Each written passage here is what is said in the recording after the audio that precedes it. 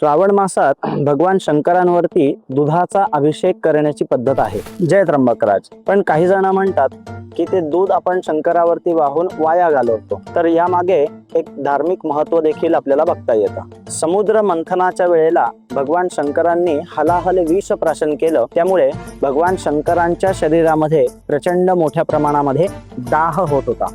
हा दाह कमी होण्याकरता सगळ्या ऋषीमुनींनी आणि देवतेंनी भगवान शंकरांवरती जलाचा आणि दुधाचा अभिषेक केला। त्यामुळे भगवान शंकरांवरती दुधाचा किंवा जलाचा अभिषेक करण्याची पद्धत आहे। ही धार्मिक माहिती झाली, पण वैज्ञानिक माहिती सुद्धा याबद्दल आपल्याला बघता येते।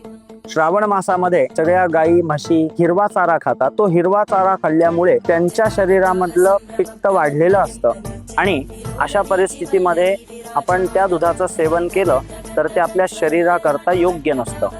त्यामुळे या कालावधीमध्ये दूध प्राशन करू नये असा संकेत यामधून आपल्याला घेता येतो। म्हणजेच धार्मिक पूजेबद्दलच, धार्मिक व्रतवैकल्यांबरोबरच आपल्याकडे वैज्ञानिक माहिती सुद्धा आपल्या सगळ्या ऋषीमुनींनी दिलेली आहे। हे फक्त आपल्याला बघता आलं पाहिजे। शिवपुराणामध्ये आपल्याला एक उपाय याबद्दल बघता येतो। पयसा स्नापये देवम पुत्र पौत्र प्रवर्धनम सर्व काम प्रदनृणाम सर्व रोग विनाशनम। अर्थात शंकरावर दुधाचा अभिषेक केल्याने संतती सुख लाभ होते आणि सर्व रोग दूर होतात आणि आपल्या सगळ्या मनोकामना पूर्ण होतात। तर या श्रावण मासामध्ये भगवान शंकरांवरती आपण दुधाचा अभिषेक एकदा नक्की करावा। श्री शिवाय नमः।